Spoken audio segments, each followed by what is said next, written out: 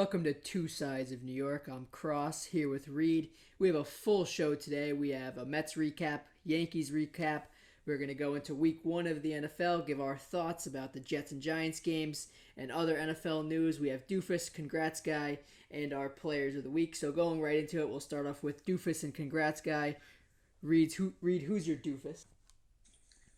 My Doofus of the week is David Price, as he once again is pussying out on another start against the Yankees.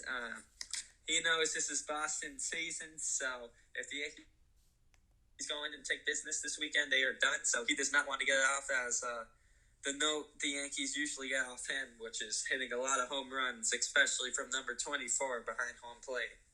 Yeah. David Price it's got to a point where he's obviously just scared now to play the Yankees. That's really it's a real pussy move by David Price to. He definitely this is their last chance. Yeah, I'm sure he's banged up. Like everybody at this point of the year is banged up, but I'm sure he's good enough to pitch. He's just for sure scared.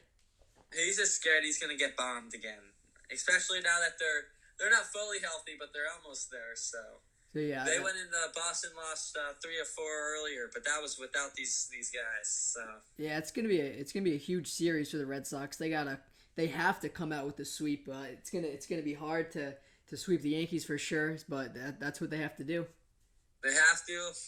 Don't think there's any chance of that, really. Yeah, it's definitely gonna be tough.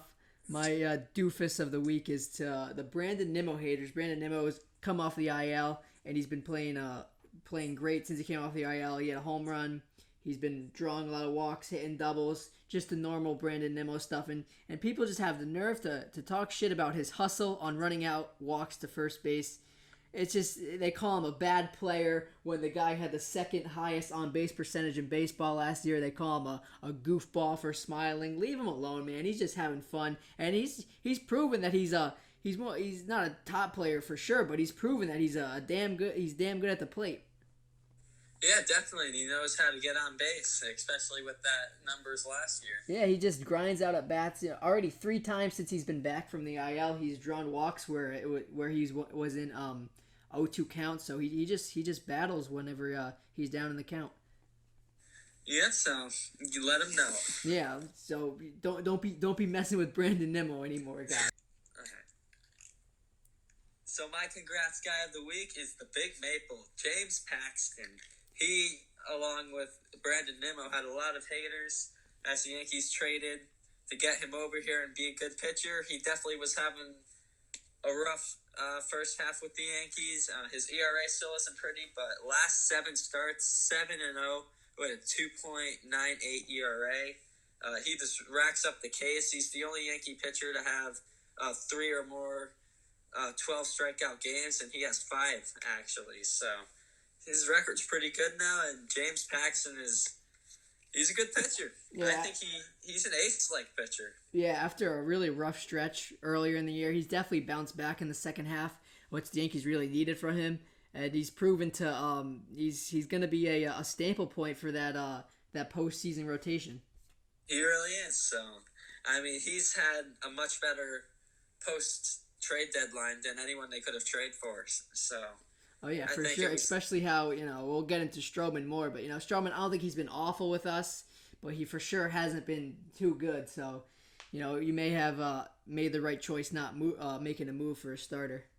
Exactly, so good shit, Big Maple, and keep it going. So, speaking of really good starters, Justin Verlander my congrats guy is going to be Justin Verlander for throwing his 3rd career no-hitter, his 2nd in Toronto.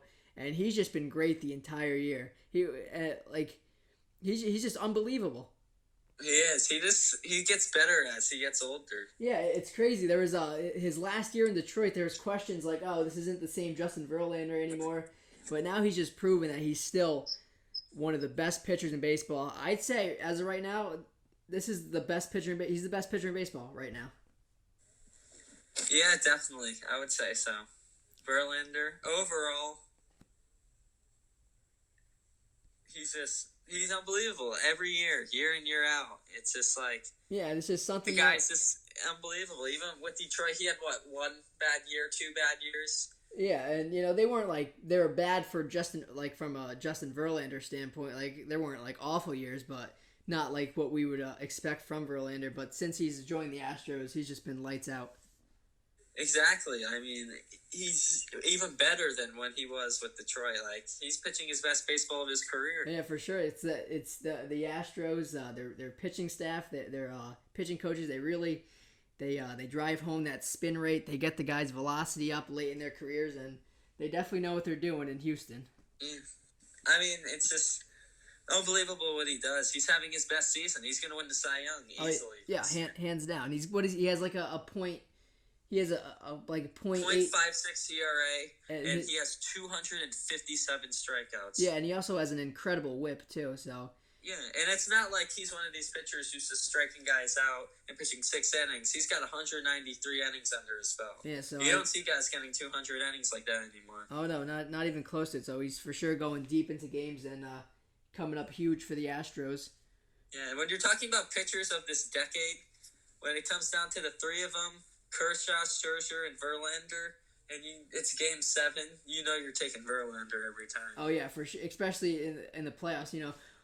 Max Scherzer hasn't been awful in the playoffs, but we've never really seen him deep in the playoffs.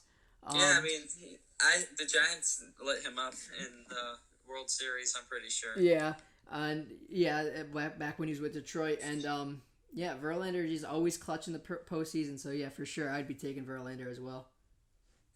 Definitely. So going into the Mets series, we took on the Phillies. We needed a much-needed win in that first game, going off a 6-game losing streak.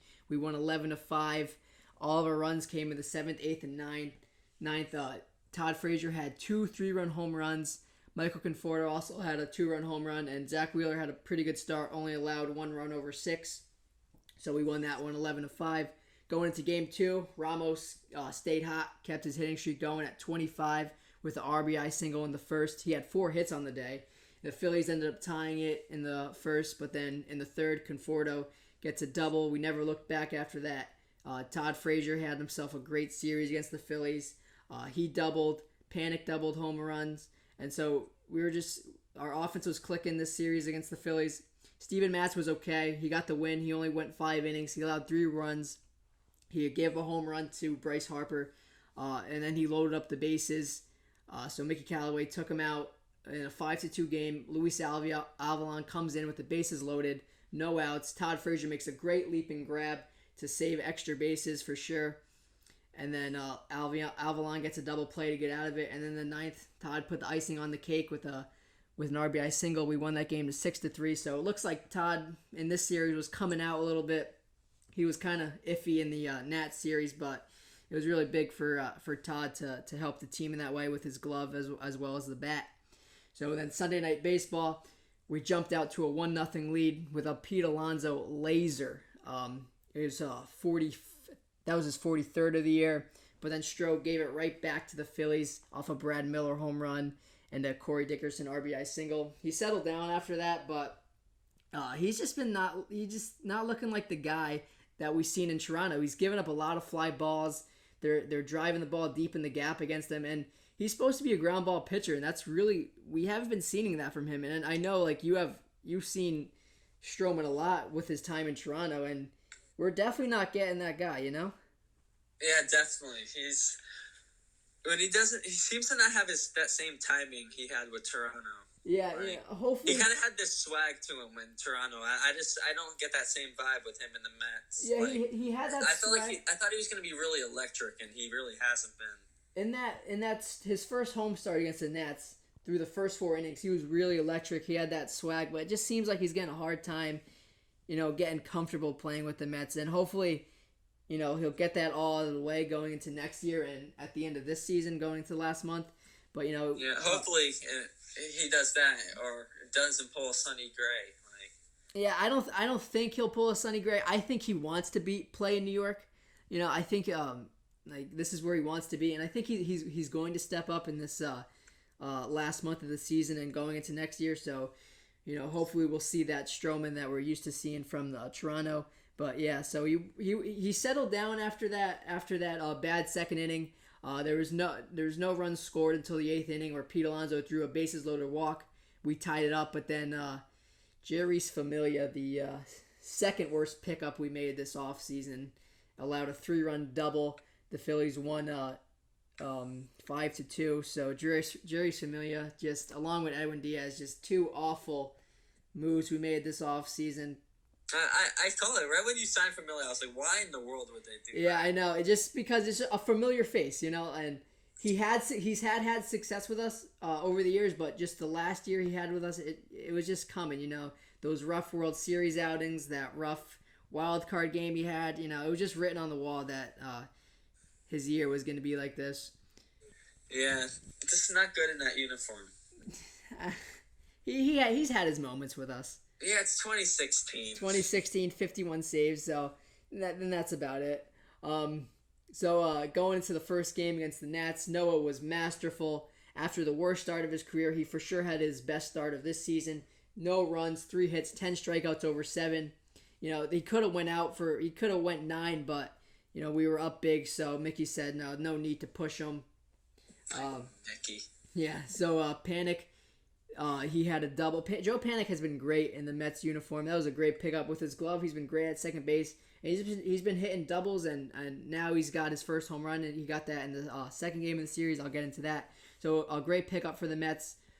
He had a double in the first, then Rene Rivera added on to make it 2-0. And in the 4th inning, Jeff McNeil broke his longest offer of his career. He was 0 for 13. Before that bat, Chili Davis, the Mets hitting coach, pulled him over, and he had a word with him, and I guess that word with him paid off because the first pitch he saw, he had a 2-run home run. And then later in the 4th inning, J.D. Davis with an RBI double.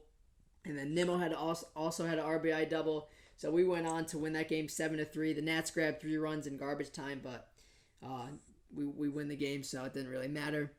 And we're going to go into the worst loss in New York Mets history. It was hard to watch. I mean, it made me sick. Like I didn't even know how to react after watching that game. DeGrom was strong, not his best performance, but he got the job done. Wilson Ramos got his hitting streak to 26. Panic hit his first home run as a Met. McNeil was looking like himself again. Nimmo, his first home run back from the IL. Pete Alonso got his 44th home run. The Nats were dropping pop-ups in the infield. Trey Turner was forgetting how many outs they were. The Nats were looking silly out there. They were looking like the 2009 Mets. That's how bad they looked out there. And the best part, we kicked the shit out of Max Scherzer. And then came the bottom of the 9th. We're up 10-4. Mickey decides to bring in Paul Sewald after Lugo had a scoreless 8th because it was no longer. And this is a guy who's a long relief pitcher. Oh yeah, he 3-out closer. Yeah, he could get you 6 outs every night, and with there no longer being a save situation, I guess I could see where Mickey was going to not waste him because we were up 10-4. So we bring in Paul Sewald, and that's where Mickey Callaway was wrong. Robles led off the inning with a single. Then Trey Turner drove him in, and then the ass man, Asdrubal Cabrera, former Met, he gets a hit. And then, here comes Anthony Rendon. He drives in too. And then now I'm like, oh shit, here we go. Mickey Callaway comes out. You're like, this is it. Yep, Mickey Callaway comes out, and who do you think comes out of the bullpen? Edwin Diaz. Yep, you're correct about that. Edwin Diaz comes in the game. He walks Juan Soto. And then, of course, pinch hitting lifetime Mets killer Ryan Zimmerman doubles to make it 10-8. And now I'm just like, now it's settling in where I'm just like, we're going to lose this game. Like, I at this point, I know it's 10-8.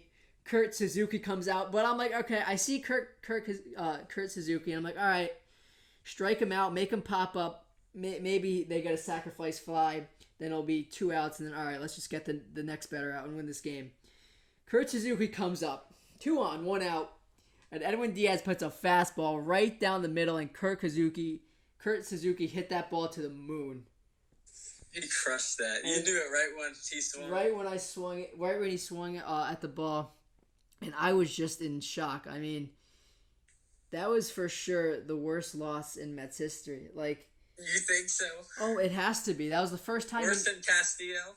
Worst thing, because this is the first time we ever lost up by 6 runs in the ninth inning in Mets history. So it's just what a sad night it was. Mickey Callaway later goes on to say in his post-game press conference that Edwin Diaz was electric. He threw 100 miles on his fastball, but I mean they were smacking the ball over the park, so I wouldn't say it was electric. And then Edwin Diaz said in his post-game press conference that he was spotting his pitches where he wanted them to be, but they were just hitting them. Well, obviously you weren't spotting them good enough because they were smacking the ball all over the park against you. Dude, you gotta get Mickey out of there. It's Mickey Callaway. He seems like a cool guy, but it's just, I mean, why go to Edwin Diaz? He didn't adapt like Boone did. Yeah, why go to Edwin Diaz in that spot when you know, like, all year it's been the same exact story? Like he's hoping that, okay, this is the day where he turns it around. That's just not going to happen. It's far past that. He's just not a good baseball player, you know. So is Kurt Suzuki your new most hated player? I can't. I mean, I just think it's Edwin Diaz is just a bad player. I don't think it was Kurt Suzuki, you know. But yeah. So going on to Game 3, Cano coming off the IL, he hits a home run. Pete gets his 45th on a monster shot. We win it 8-4. So way to bounce back after that awful loss, but we're running out of time here. We had to sweep that series. We should have swept that series. We should have swept the Phillies. We should have took at least one from the Cubs and one from the Braves, but we're sitting here 4.5 out of the second wild card right now, which is time running out. We have to. It's going to take a miracle. We're going to have to go 19-4 the rest of the way out. Yeah, you're going to have to play some good baseball. Yeah, I mean, and the schedule's... Go back to Mickey, though. How does he... Why is Edwin Diaz still in the closer's role? He's not really in the closer role. Seth Lugo is for sure the closer of this team, but we already had used him. I'd say, he's definitely still like that late inning guy, Diaz. I have no idea why, but Mickey just keeps making the stupid mistake on just putting him out there. I mean... And then, the way we're playing right now, how we clawed back into the race, this is just going to show, the Wilpons are going to be oh, we don't need to make any moves this offseason because we have a good enough team here, and it's just going to be the same story year after year. You don't think they'll ever win with DeGrom? I hope so. DeGrom is, I want to win with DeGrom because, he deserves it for sure, but I just can't see it happening. Well, sorry, man. Yeah, that was a tough loss. Do you think we could sneak into this last wild card spot? You gotta get hot. We gotta get hot, but you gotta hope the Nets get cold. No, not really. The Cubs. The Cubs we're too far off from the Nats, you know. It's the Cubs you're chasing. Yeah, the Cubs have that second wild card. Well, it's gonna take some luck and some good baseball being played. Yeah, so how about you talk about the happy side of New York baseball? Oh, gladly. But we start off with the Yankees and the A's after the A's swept us in Oakland. So first game back and not good. The A's were just teeing up CeCe. He was out after 4 innings. And then Luis Sessa comes in and does what he does best. Blows the game away. So CeCe Sabathia also went back in the IL, and I don't know, man. I don't think he's going to make the postseason roster. I love CeCe, but with Montgomery and Sevy coming back, and CeCe just, it seems that every other start, maybe every other 2 starts, he goes back on the IL.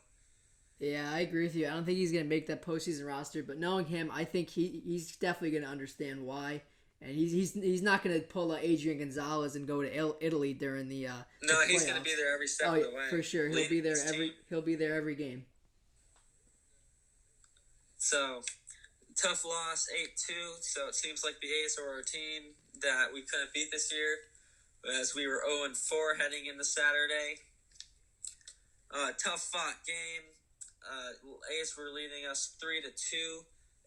Bottom of the 8th inning, and Judge hits a nice clutch home run, as he's been doing a lot this year. I know he doesn't have that many home runs, but he's he's hit some really clutch homers for the Yankees this year. I mean, he's got 20 with a lot of time missed. So I mean, I'd say he has for the amount of time he's played, he's for sure has a lot of home runs. Definitely, and he might get the 30 if he gets really hot. Yeah, he's gonna have to get really hot, but for sure I can see him getting 30. I prefer 25 and then 7 in the postseason. Yeah, there you go.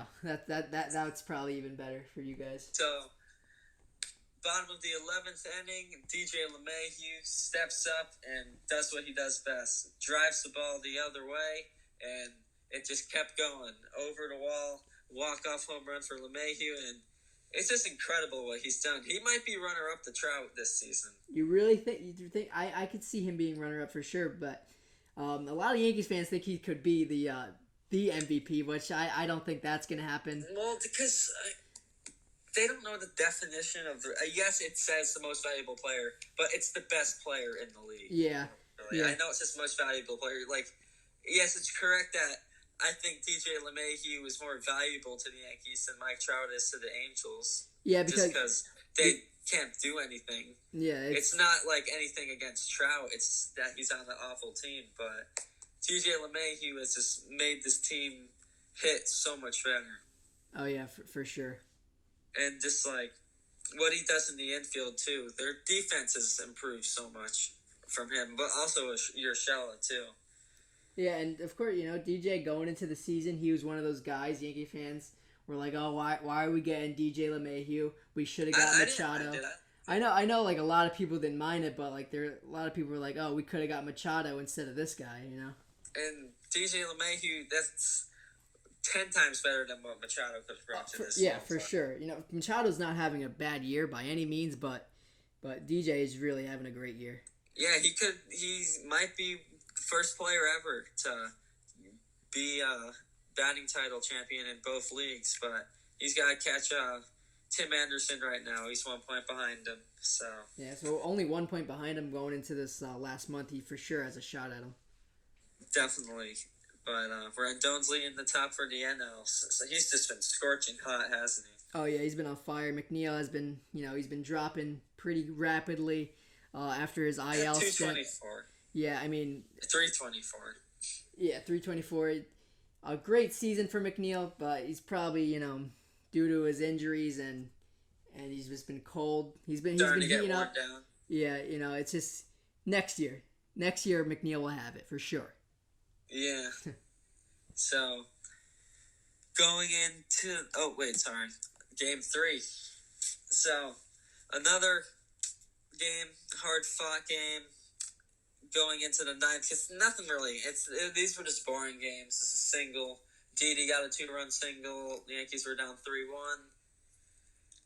A's go back up 4-3, and then bottom of the ninth inning, Brett Gardner cracks a solo shot, tie the game, and then this man. I told you this man is hot. Mike Ford goes back to back with Gardy. And the Yankees walk it off for the second straight game. And the last time they had a back-to-back walk-off home runs games, 2009. Now the first year of the new Yankee Stadium. I mean, it's crazy how Mike Ford is coming up and he's winning. He's got 11 bombs. He's winning games for the Yankees, hitting walk-off home runs. Meanwhile, like, I couldn't pick this guy out of a lineup. And then the Mets get the best closer in baseball supposedly, and he shits the bed every night. And like the Yankees, they just strike on every guy they get. Like you're at the point. Like Gio.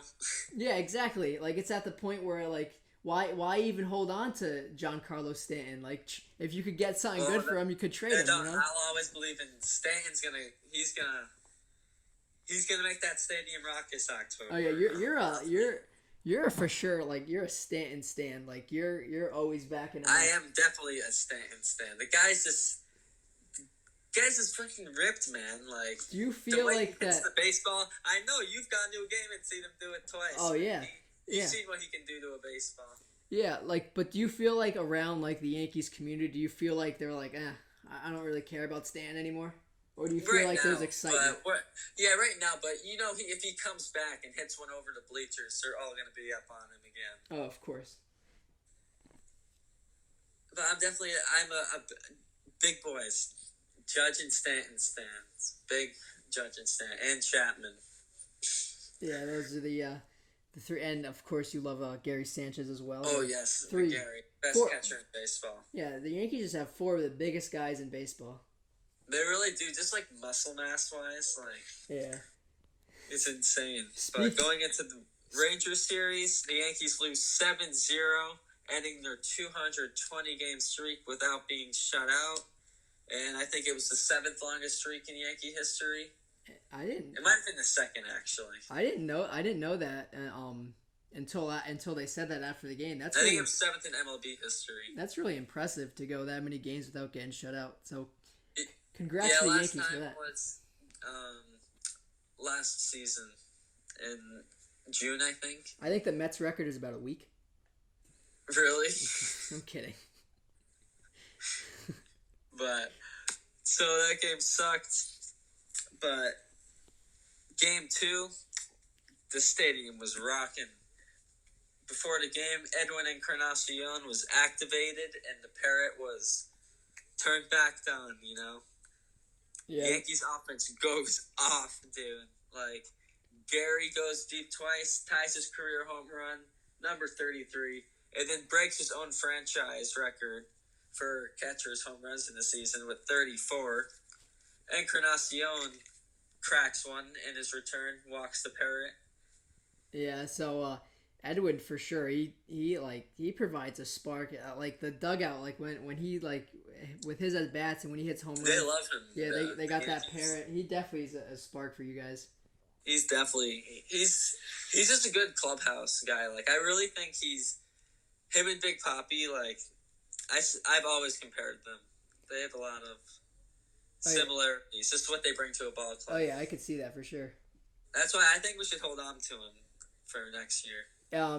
How old is he now? What is he like? I think it's like 34? 33, something like that. Yeah, so yeah. No, he's got to be like 35, 36 because he's got over 400 bombs. Yeah, so. If you could get a good deal for him, of course you don't want to overpay him, but that's true. But yeah, I'd for sure take him on the Mets. I don't want anyone on the Mets. DeGrom? No, I was just saying I'd for sure like want him as if he was a free agent next year, you know. That's true. He'd be pretty good with the Mets, but Gardy hits a bomb, and Didi, I don't know if you saw it, he hit an absolute missile out of the stadium. Yeah, I saw Didi's tank. Yeah, but I love the offense, but the most important part of this game was James frickin' Paxton, man. 7 innings, 1 walk, 12 Ks. Guys he's doing great. Like I said, 7-0 at 2.98 ERA in the last 7 starts. Paxton, I think he's the key pitcher going into the postseason for you guys. If he holds it together, he's gonna be the guy. Comes back. Look out! I think we can. That's my goal for Houston. Have those 3. And last game of the series, the Yankees face former Yankee Lance Lynn, who all of a sudden was throwing 99, 98 miles per hour when he can only hit like 91, 92 with the Yankees last year. Yeah, that was really weird. I was looking into that. That's a huge spike. I don't know. Maybe it's a Texas thing, dude. Or maybe it's a roids thing. That could be it, too. And did you hear he had an argument with the umpire? Did you see that? About them taking the balls out of the play. Play the pitch. And he was like, I can't hear you. Yeah, we gotta play the catch. He's like, I know, we're playing together. And he was like, oh my god. Yeah, Chris Woodward, he just looks goofy as a manager. He does. He was back with the Mets in 2006 as a player. Really? He had a pretty good glove at second base, but wasn't the best hitter. Yeah, I really liked Chris Woodward. But he just seems like goofy with the Rangers. Definitely. The Rangers they're just a goofy team. Oh, yeah, but Joey Gallo, though. Judge and Glaber go yard. Glaber, 22 years old, has 34 home runs this year. Judge hit his 20th, so looking good. Looking like the faces of this franchise. I think those two are the face of this franchise. Oh, yeah, they gotta be. Definitely. Along with Gary, I think those 3 are like... and Sevy. I think those four are gonna hold this team down for 15 years. That's who you need to keep in this organization for at least 10 years. I like him a lot. He's gonna be a player for sure. Oh, definitely. He's got so much pop. Yeah. Going into reading our players of the week, I got Mookie Betts, who was batting .364, and he had 4 home runs. He also had a 2 home run game the other night against the... Who were they playing the other night? The Twins. Against the Twins. So yeah, he's been heating up for the Red Sox, and they really needed it. He's got to carry them to the playoffs because, their shaky bullpen, their shaky starting staff. It's going to be real tough for the Red Sox to make the playoffs this year. Yeah, it's going to be tough. Hopefully we can bury him this weekend, but if we want to do that, got to shut down Mookie, and he's red hot. Yeah, who's your player of the week? My player of the week is Anthony Rendon. Oof. 522, 3 homers, 10 ribbies, and 12 hits. 6 games. The guy's an animal. He is. He's an animal, and he don't get paid. Oh, you just can't get him out. He's just one of those guys where you look up and he's on base every time. Where do you think he's gonna go? I don't know. I can't see him staying with the Nationals because he's like, he doesn't love baseball. He says it he's said it in interviews before that he never wanted to be a baseball player, that he's more of a basketball guy. Really? So, and I can't see him staying in the small market of Washington. I think he's gonna want to venture out to maybe the Mets or I could see him going to the Red Sox, but no, I don't think I mean, so. yeah, they have Devers, but I could see he's gonna be going to a big market for sure. They'd have to let Martinez walk. I think if they let Martinez walk. I don't think they're keeping Betts. I think you think they're gonna trade him? I think they will. I think they know they're not going to be able to keep him because he's he's already rejected 2 or 3 contracts. Yeah, I have a feeling they're going to be trading him. I would love to see him in a different uniform. He would become one of my favorite players in baseball. He already on the down low. He is one of my favorite players in baseball, but in a different uniform. Yeah, because Mookie, he's a real cool guy, and yeah, I really. I'd love to see him in Milwaukee team up with that outfield. Yelich, Mookie, and Kane. That would be insane. Yeah, I could actually see that happening. I could see a Brewers jersey. That would be the most athletic outfield ever, I think. Even better than the Boston's right now. Yeah, hands down. But going into football. You ready, Cross? Yeah. Yeah. So Jets Bills Week 1. Huge news going to this game about LaShawn McCoy being cut by the Bills. That's huge for the Jets. Don't have to see him run all over us 2 times a year. So I really like our chances Week 1. Sam Darnold looking to have a Pro Bowl type season.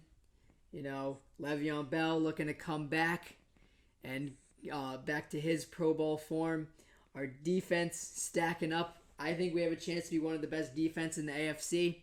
With the addition of Mosley and Jamal Adams, he's going to make that step. He's probably in the top 3 safeties in the NFL wise. I think he could get himself to number 1 by the end of the year. So a lot to be excited for the New York Jets. Yeah, a lot to be excited for you guys. And there's a lot to be excited for you because you got Saquon and Daniel Jones, and I think those 2 guys one day will lead you guys to the playoffs for sure. Yeah, maybe one day, but we start this new season in Dallas, of course, because it's like that every freaking year. Yeah, every year. First game this season is Giants-Cowboys in Dallas. Well, we played Jacksonville week 1 last year. That's true. But, yeah, love Saquon. He's going to go. He's going to go off no matter how the Giants are. Oh, yeah, Saquon, 2 touchdowns in the opening week against the Cowboys. 2 touchdowns, at least 140 yards, I would say. And Zeke, I can't see Zeke. Zeke is probably not going to take as many snaps as we think. He's probably going to, I could see him playing taking only half of the snaps because he missed. Yeah, we'll see. I think the Giants can do some surprises. The defense all depends on Jabril Peppers, honestly, because he definitely can bring a spark. They're definitely. I think they're going to be better than they were last year, even without. I think the Giants are going to be better than they were last year too. Of course, losing key receivers, but just it's going to be the Giants are in a rebuilding phase, so Definitely. So, but I hope Eli has some success. It's still exciting because you got to see Saquon, and hopefully you'll see a little bit of Daniel Jones this year. So Daniel, yep. yeah. So and then right now we got the Packers and Bears going on, but the big Sunday night game of Week 1 is Pats versus Steelers, and that's going to be a really good game. Really anxious to see how the Steelers are going to be without Antonio Brown, and I think Juju Smith-Schuster is one of the best receivers in football, and I think they're gonna have a big year, the Steelers. I do too. I think it's gonna be a better look on that team. I think you're gonna be able to tell on that sideline, like it's gonna be a lot more laid back. Yeah, and Juju could have easily followed the same path as Brown and could have became a diva, but he's just so respectful of AB. He said that he really respected AB, and he still does, and that he's kind of making poor choices right now, and he's talking about how he's a really great player and taught him a lot. So the Patriots, of course, they're of course going to have a good year. I'm excited to see how we play against them Week 2. So a lot to look out for this Week 1. Yeah, I think Josh Gordon's just going to have a monster year for New England. Yeah, the way Belichick, he's gonna find ways to scheme him in, and Belichick is always gonna get guys open. Yeah, I was really shocked that they cut Demaryius Thomas. Yeah, but then they picked him right back up with because they had another injury with their receivers. Oh, really? Yeah. So yeah, just the other day they picked him back up. Yeah, because he was going in that last preseason game against us. Yeah, but it's gonna be I wonder what they're gonna get from him because he had a very bad knee injury last year. So who knows how he'll play out this year. That's true. He might not be that player he was in Denver. Yeah. So AB Antonio Brown. What is he doing? Continues to make poor headlines. So it started off. He posted on his Instagram story of his fine for missing practice, which every NFL player knows if you miss practice you get fined. And he's posting it saying how the Raiders are trying to bring him down. And the Raiders GM didn't like that. Went up to him in practice, told him that wasn't cool, how you did that. And then AB just went off, just started talking shit to their GM. He had to be held back by his teammates. He ended up grabbing a ball and just punting it down the field and told Mike Mayock, the Raiders GM, fine me for this. Or suspend me for this, and that's exactly what they did. They suspended AB. Do you know if did they come out and say how many games yet, or? No, they didn't say. They just said he's just going to be suspended. Yeah, so who knows for it? They could suspend him, this first week, or I could even see it a 4-game suspension, especially how he's been acting the entire offseason. That's true. Nice. You were saying earlier, do you think you don't think he'll play a game with the Raiders, do you? I don't know. I don't think so. He might be traded before we know it. I could see him just saying, you know what, I quit. He's just... I definitely could see him retiring. I had that feeling as well earlier this season that he might even retire by the end of the season. He just doesn't want to play football anymore. He doesn't care. It's he just cares about himself, basically. Yeah, it's a really sad thing, to see that, because when he's playing at his best, he's for sure one of the best receivers of all time. Definitely. He was incredible. So, yeah, so athletic. I don't know what got into him. Yeah, who knows, maybe it's the concussions, maybe he has a off the field drug problem. I really hope he gets he is getting help and maybe even seeking therapy, because he's pretty crazy. Yeah, he is. He's nutty, and it just seems to be getting worse. Oh yeah, for sure. It's just it seems like we're watching his downfall. Definitely. He's going into a spiral.